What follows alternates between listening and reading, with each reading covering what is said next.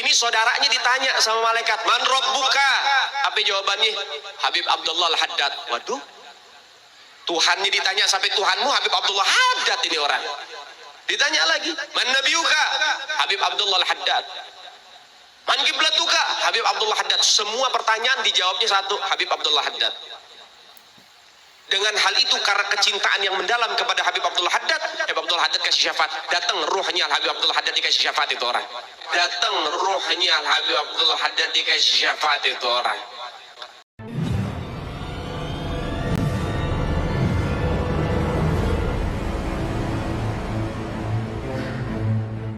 Assalamualaikum warahmatullahi wabarakatuh.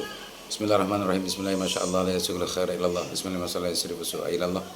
Bismillahirrahmanirrahim. Maka min adim faminallah. Bismillahirrahmanirrahim. Hawla wala quwwata illa billah. Allahumma shalli wa sallim ala Muhammadin al-Fatih lima ughliqa wal khatim lima sabaqa.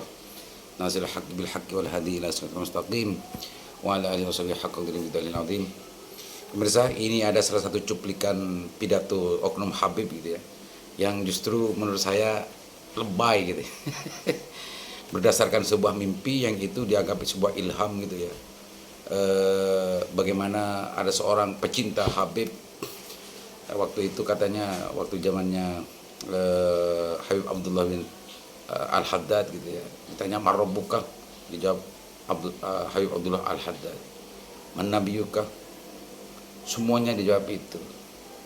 Dan lalu ruh Abdullah Habib Abdullah bin Al-Haddad datang untuk memberikan syafaat.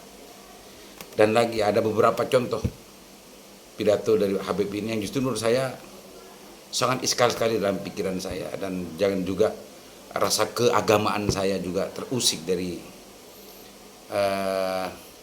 pidato oknum Habib ini. Silakan saksikan bersama dan simpulkan sendiri ya. Simpulkan sendiri dari cuplikan pidato dari oknum Habib ini. Ada satu orang lagi. Ini orang sama di zaman Habib Abdullah Al-Haddad, cinta sama Habib Abdullah Haddad. Ketika di dalam kubur, kemudian datang malaikat Munkar Nakir, saudaranya ngelihat di dalam mimpinya. Artinya Pak, ilham dari Allah Taala untuk tarbiyah buat kita nih orang-orang selanjutnya.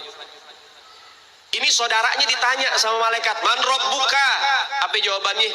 Habib Abdullah Al-Haddad. Waduh, Tuhannya ditanya sampai Tuhanmu Habib Abdullah Haddad. Ini orang ditanya lagi, man nabiyuka? Habib Abdullah Al-Haddad.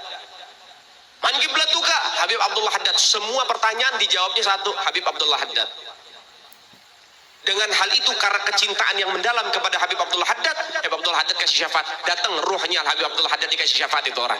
Datang ruhnya Habib Abdullah Haddad dikasih syafaat itu orang. Hubungan dengan keluarga baginda Nabi Muhammad. Baik, yang berikutnya, pembantu Al-Imam Syekh Abi Bakar bin Salim. Pembantunya Syekh Abu Bakar bin Salim itu pulang kampung mudik lama nggak ada balik-balik, sampai diisuin di kampung itu diinat, pembantunya Syekh Abu Bakar bin Salim meninggal udah nggak ada kabar, bertahun-tahun nggak ada kabar, udah mati itu orang, udah lama nggak ada kabar.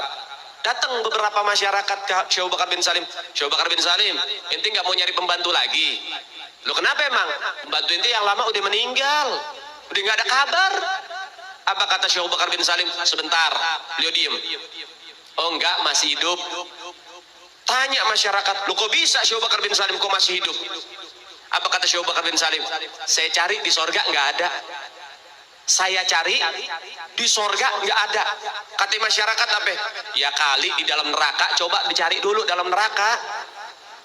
Apa kata Syekh Abu Bakar bin Salim?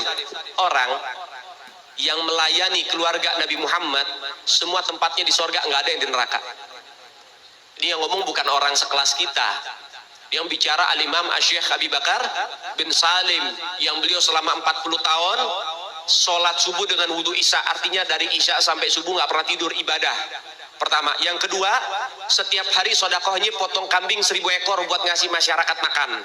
Yang ketiga, setiap malam dia bagi-bagi yang namanya roti untuk makanan para pengemis, sampai di zaman beliau nggak ada pengemis sama sekali. Yang keempat, beliau duduknya nggak pernah bersila macam kayak kita. Duduknya itu tahiyat akhir. Ketika ditanya sama muridnya, wahai Syekh Abu Bakar bin Salim, kenapa engkau nggak duduk di kursi emas? Engkau ini guru di atas guru. Semua para wali-wali itu di bawah kakimu. Engkau pantas duduk di atas kursi emas. Kenapa kau duduk di lantai dengan tahiyat akhir seperti duduknya seorang budak? Seperti duduknya seorang budak. Apa kata beliau? Bagaimana mungkin aku bisa duduk bersila ketika setiap aku duduk di hadapanku ada baginda Nabi Muhammad? Jadi ngelihat Nabi bukan mimpi ya godoh, lihat nyata. Jadi ngelihat Nabi bukan mimpi ya godoh, lihat nyata. Itu Al-Imam Syekh Abi Bakar bin Salim radhiyallahu taala anhu warḍah. Syekh Bakar bin Salim ini yang menurunkan daripada marga Al-Hamid, Habib Umar Al-Hamid bin Jindan, kita orang bin Hafid, Habib Umar bin Hafid, kemudian Al-Muhdhar, Habib Soleh Tanggul Al-Hamid, ya, kemudian Habib Muhammad bin Ahmad Al-Muhdhar. Itu keturunan Al-Imam Syekh Abi Bakar bin Salim. Punya anak 13 jadi wali semua.